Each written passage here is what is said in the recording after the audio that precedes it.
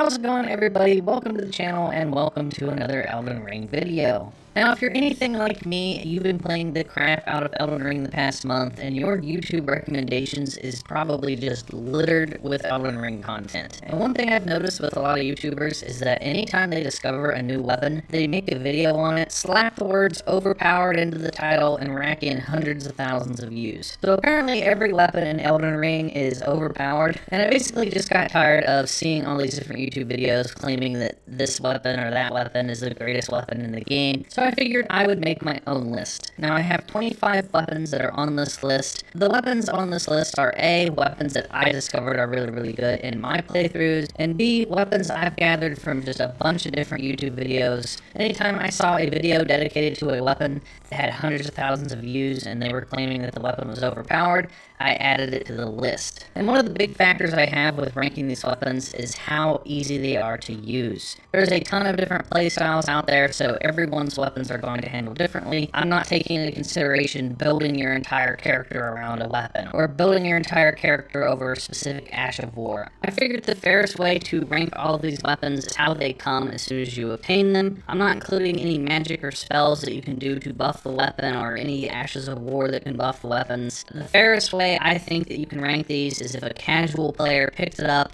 and just started swinging it, how far is that weapon going to get them in this game? I'm basically ranking these weapons based off of how well a weapon can perform with as little effort as possible. So jumping right into the list, the first weapon we have is the Ice Rend Hatchet. Now this hatchet was what all of these speedrunners were using for the longest time, up until it recently got nerfed. This thing was an absolute monster. If this was a weapon that everyone was using to speedrun the entire game, then that obviously tells you that this is a good weapon. If this is the go-to weapon that people were just melting bosses with and melting large crowds of enemies, obviously something's really good about it. It would have easily been S tier because of how good this weapon was, but since it's nerfed, it's just not as good as it used to be. It's still really good, don't get me wrong, it's great at still doing a lot of frost damage to bosses, it's good at taking out large numbers of enemies. Anything that gets frostbite will take more damage afterwards, so if you manage to get the frostbite to proc, this is going to do really well, and I'm going to put it up at A tier. So it would have been S tier, but it falls down to A tier for me. So up next we have the Eclipse Shottle. Now the reason I'm including this on the list is because I've seen a bunch of different people talking about this weapon, because this is the only weapon in the game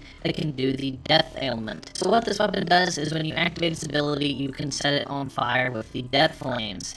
Now what's supposed to happen with the death flames is that if you get it to proc, it will do a high amount of damage or insta-kill an enemy. The problem is, I've never gotten this thing to proc almost ever on an enemy, and with the left trigger ability, if you activate it 2 times in a row, it will do this little mini explosion. Well, the explosion takes way too long to activate. If you're fighting a boss or something, good luck ever getting this off in time. The damage just isn't that high, and I've used this thing on and off throughout 2 playthroughs, and I've never had much success with it. I think it's extremely overrated. I think the only reason that people talk so highly about this weapon is because it's the only weapon in the game that has this ability, but in my experience, I don't think it's very good, so I'm going to put it at D tier. So up next we have the Dragon King's Cragblade. Now this is a giant spear that I'm pretty sure you get from defeating the Dragon Lord. Now this giant spear is pretty awesome. It has the ability of doing lightning damage, and its left trigger ability is this really cool like explosion move. When you activate it, you turn into this big cloud of smoke, and if anything gets in that cloud of smoke,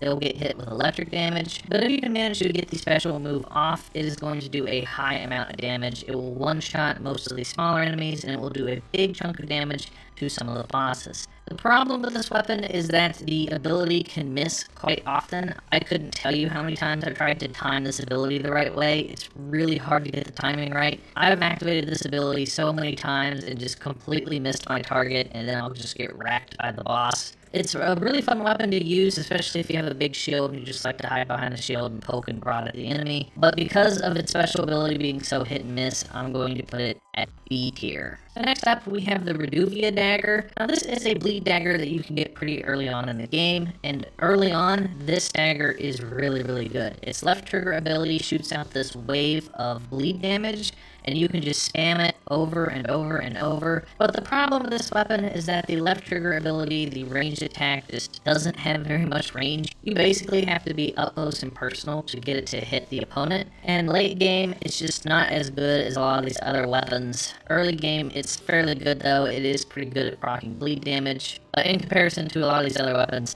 I'm going to put this one at C tier. So up next we have Margot's Cursed Sword. So obviously you get this weapon from defeating Margot. Now this sword is actually pretty cool. This sword has some crazy long reach to it. You can swing this around and hit multiple targets at the same time. You can hit targets that are pretty far away from you, but its left trigger ability is actually really cool because every time you swing it, it cuts through the air and lights the air on fire. So if you can get up close and personal to a boss or stagger a boss and they're laying down on the ground, you can go up to them and activate this a couple times, and you will not only do damage by hitting them with the sword, you will also get a lot of damage from the follow-up fire attack. So this sword is really good at doing a ton of damage really fast to a boss. I would definitely pick it up once you defeat Margot, and I'm going to put this weapon at B tier. So next up we have the Moonveil Katana. Now the Moonveil Katana is what everyone was talking about for weeks. I saw this sword everywhere, and honestly it's a really good sword. This sword helped me beat the final boss in my first playthrough. It has a unique ability where every time you unsheath the sword, it can just do this big beam attack, and it's just a fun weapon to use. You don't have to think much to use it. I'm pretty sure that it got nerfed though, so I don't think it's as good as what it was, but I'm putting it up at A tier because it's a really good weapon to use, and I highly recommend everybody go out and get it. So up next is the Magma Blade. So this is a weapon that I recently just discovered. I had to farm for hours to get this weapon, but I can say that it was worth it because it is so fun to use. This weapon is really good. It does tons of fire damage, so you can set enemies on fire. Its left trigger ability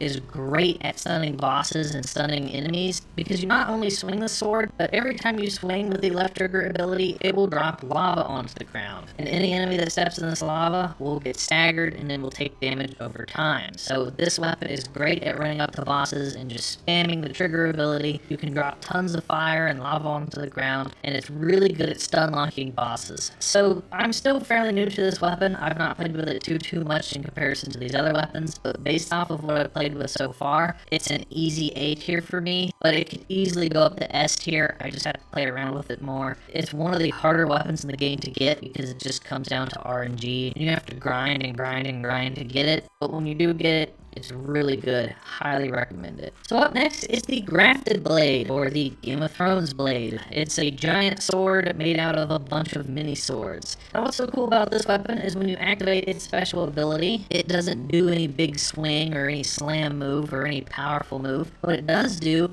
is buff all of your stats by 5 temporarily. So that is extremely handy in whatever situation. So this weapon is basically used for if you want to swap to a different weapon or swap to magic or just have more health and stamina at the time. If you want to buff yourself to increase your carry weight, this weapon is just a temporary +5 to everything, and that's pretty great to have. That's really handy to run into a boss fight, hit left trigger, instantly get your health bar a lot larger. Now I don't think it's one of the best weapons on this list, but having that +5 to all your stats is pretty handy, but I'm going to put it at B tier. So next up on the list we have the Mars Executioner Sword. Now this sword, I've seen a lot of people talk about this. I've seen multiple videos on this sword because when everyone was on the rave about bleed damage and everybody was making builds for bleed damage, this sword was up there because this sword does a lot of bleed damage. Now its left trigger ability is really cool looking because when you hit left trigger, you throw the sword out in front of you and it spins around in circles really fast,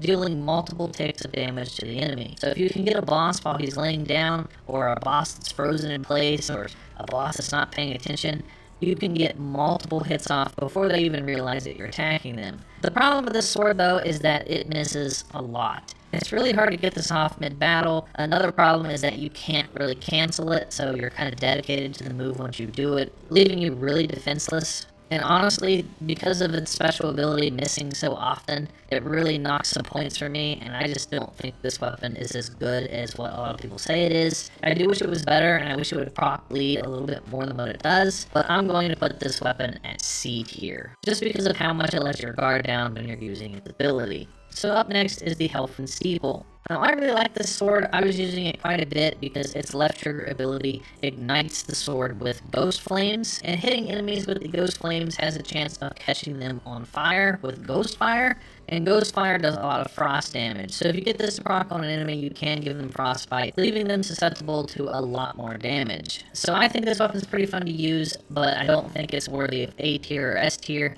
so I'm going to put it at B tier. So next we have the Sword of Night and Flame. So I would have easily put this at S tier if it was a month ago, because this sword was just melting through everything. This sword, in my opinion, was easily the best sword in the game because it comes with two different abilities. It has basically this big magic Kamehameha move where you just blast anything in front of you, and it also comes with this big flame attack. So it's great at clearing out big groups of enemies, it's great at catching bosses on fire, its big magic beam is great at melting bosses' health bars. I used this weapon to kill so many bosses in my first playthrough before it got nerfed. The nerf was pretty significant to it though, so it's going from S tier to now I think it's at a good A tier. It's still a great weapon to have, and if you don't have it yet, I highly recommend you look it up and go pick it up for yourself. So next we have the Sword of St. Trina. I saw this sword get recommended to me from a couple different YouTubers, and I gotta say, this sword is actually pretty good. Now this sword has the ability of putting enemies to sleep, which can be really handy for certain situations. For example, for one of my boss fights, I was fighting one of the big bears, and luckily it was able to put the bear to sleep, and if you're in a boss fight and you put the boss to sleep, that gives you enough time to heal yourself, drink some potions, maybe switch weapons, switch your armor if you want to. It gives you the perfect amount of time to prep what your next attack is going to be. Now unfortunately, it doesn't work on every single boss. Some bosses can't go to sleep, so what it will do instead is stagger them for about 2 seconds, which can be all the time in the world if you want to get a quick health potion off. One of the downsides though is that late game, I noticed I wasn't getting it to proc almost at all. Some of the bigger, stronger bosses at the end were resisting it all the time, but overall, it's a really great weapon for boss fights, so I'm putting it up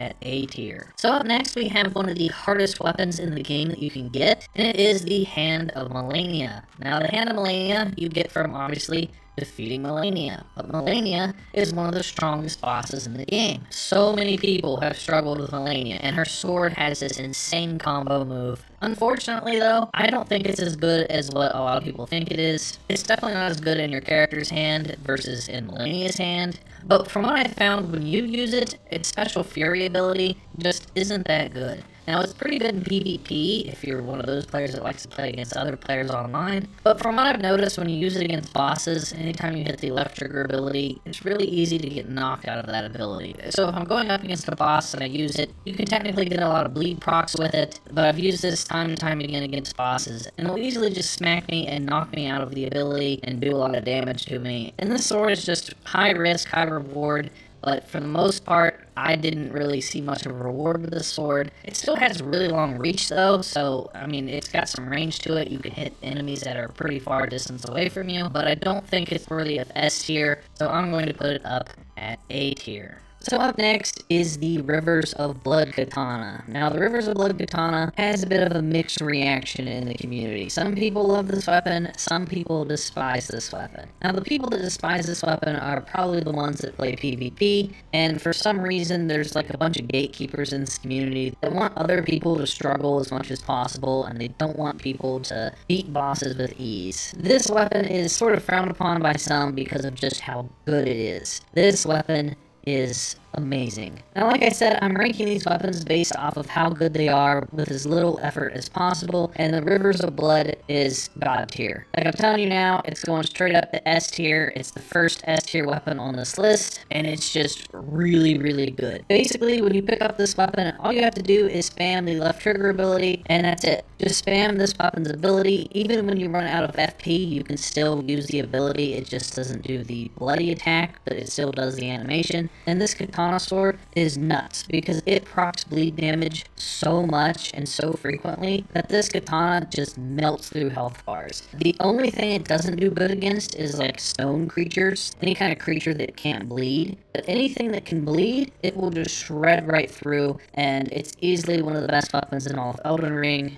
If you haven't gotten it yet, I highly recommend you get it. I have 2 of them, because when I started my New Game Plus, this is one of the first weapons that I made sure to go and get. If you want to play on easy mode, I highly recommend you get this. Even the most casual player can use this weapon with very little effort and still just melt bosses, and that's why I'm putting it up at an easy S tier. So up next is the Bloodhound's Fang. Now this is another bleed weapon, and this is a weapon that you can get pretty early on. And this is a pretty well-rounded weapon. One of my friends used this for like half of his playthrough. He carried this clear until like the snowy area. And this sword's great. It has some reach to it. Its special ability lets you dodge backwards to get out of the way of any sort of big attack. So this sword is really great at running up to bosses, doing a bunch of bleed damage, and then hitting the left trigger, and then escaping back behind you. Run in, hit a couple times, escape. Run in, hit a couple times, escape. So it's a really good weapon you can get early on. It does bleed damage, it has a cool ability, and it's a weapon that's good throughout an entire playthrough. So it is a really good weapon, it's just not as good as some of these other ones on this list, but I'm going to put it at B tier. So up next is the Rune's Greatsword. Now this is a pretty beefy sword that not everyone is going to get the chance to use, because it requires 50 strength, so the average player probably isn't ever going to get the opportunity to use this effectively, but when you do get to use it, it has a pretty cool ability where if you hit left trigger, you slam it down on the ground, and it sends out this big shockwave of electricity. So this is really good if there's a bunch of enemies coming at you at the same time. You can just knock them all down. It actually does pretty decent damage against bosses as well. The downsides are, like I said, it's got 50 strength, it has a pretty slow swing speed, and it's just not as good as another weapon on this list that I'll get to here later that does essentially the same thing but better. So it's an all-around okay weapon, it just costs way too much strength to get to use it, and because of that I'm putting it up at C tier.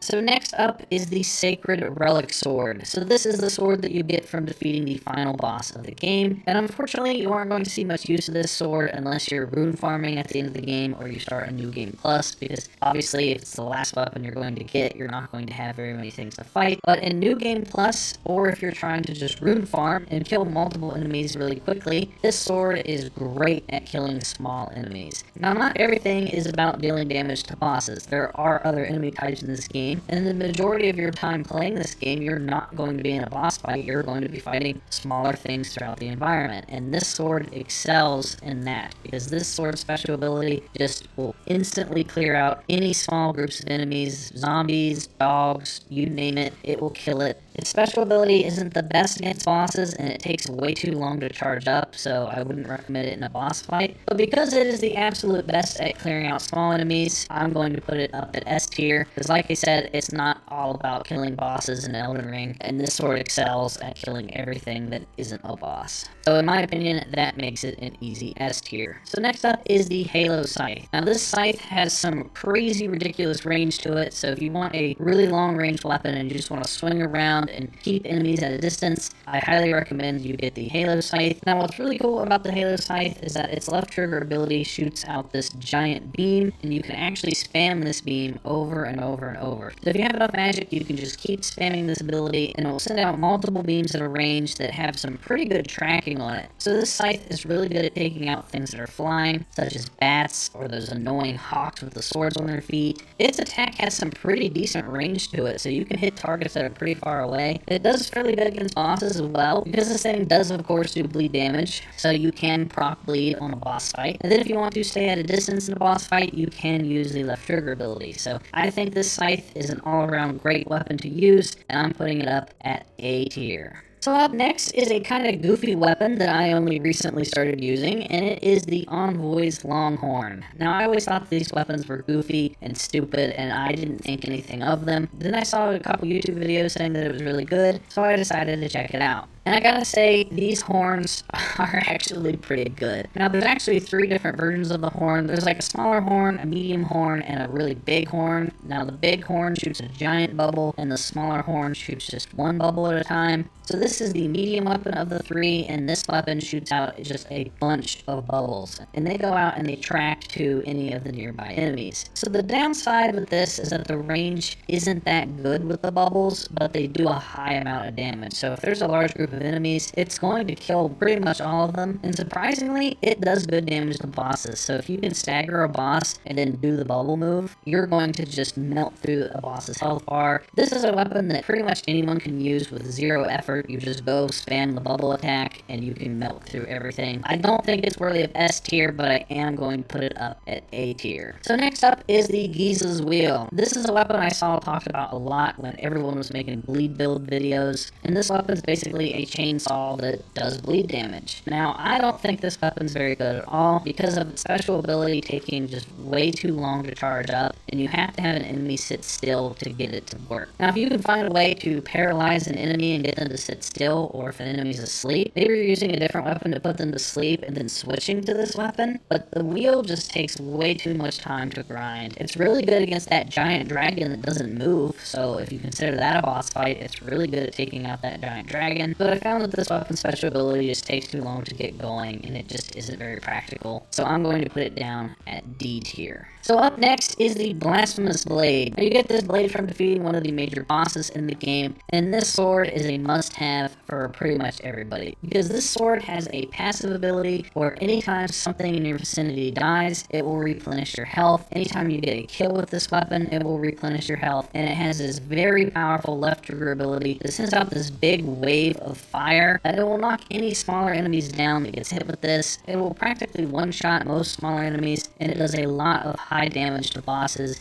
and even has the chance to stagger the bosses. So this weapon is so good, all you basically have to do is carry it around and you will siphon health from enemies. You can just spam the left trigger ability and just shred through bosses with it, and it basically puts this game on easy mode. Anyone can use this weapon with ease and just tear through everything, and I think because of that, it's an easy S tier. Recommend everyone go get that weapon. You're definitely not going to regret it. So getting into the final 4, up next is the Bolt of Grandsax. Now this is a giant spear that you can get from the giant spear statue inside the city, and this weapon is really cool because it also does lightning damage. So if you like spears and you have a big shield, you can safely sit beside the shield and just poke at enemies at a safe distance.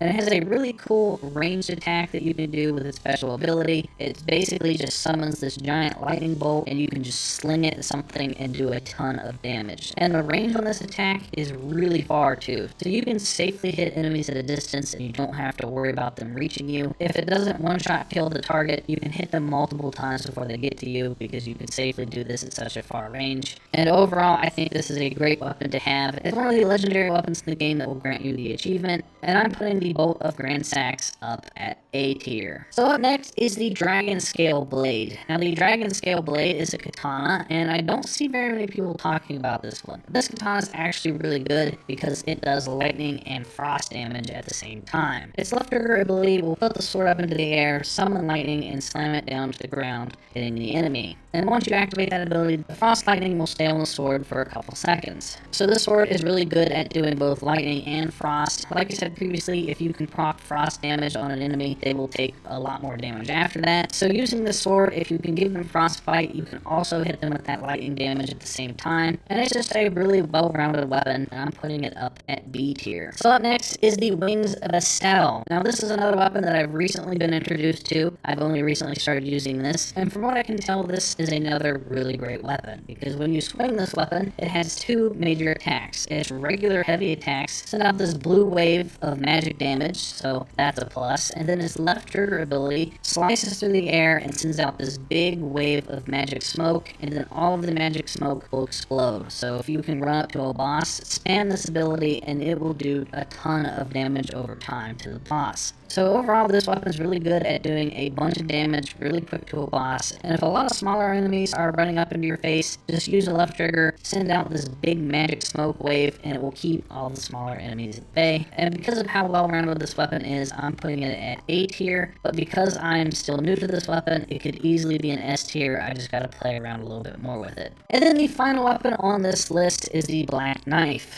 Now the Black Knife, I think, is really good. It easily carried me through a lot of boss fights. I used it to kill Melania for the first time because the Black Knife has the ability to slowly chip away at a boss's health bar. So when you have this knife, all you have to do is essentially just spam the left trigger attack and it will just eat away at an enemy's health pool. And according to the description, it shortens the boss's overall health, so the more that you spam this, the more it will shrink their max health pool. It has a really fast swing speed, so you can get a ton of damage off really quickly. So overall, I think this is just a great weapon to have. And because it basically puts all the bosses on easy mode, I'm putting it up to S tier, because it's just a weapon that I feel like that everybody can use. Because it's so easy to use and does such a good job at melting bosses, I think that makes it an easy S tier. But that is going to do it for this list, everyone. I know this is a bit of a longer video, so if you guys enjoyed it, please give it a thumbs up and consider hitting the subscribe button and hitting the bell for notifications. If you guys want to see other Elden Ring videos, I have a couple tier lists already up on the channel. I have one for the spirit summons and for different armor sets and stuff, so be sure to check those out. And that is going to do it for this video, everyone, and I will talk to you all next time.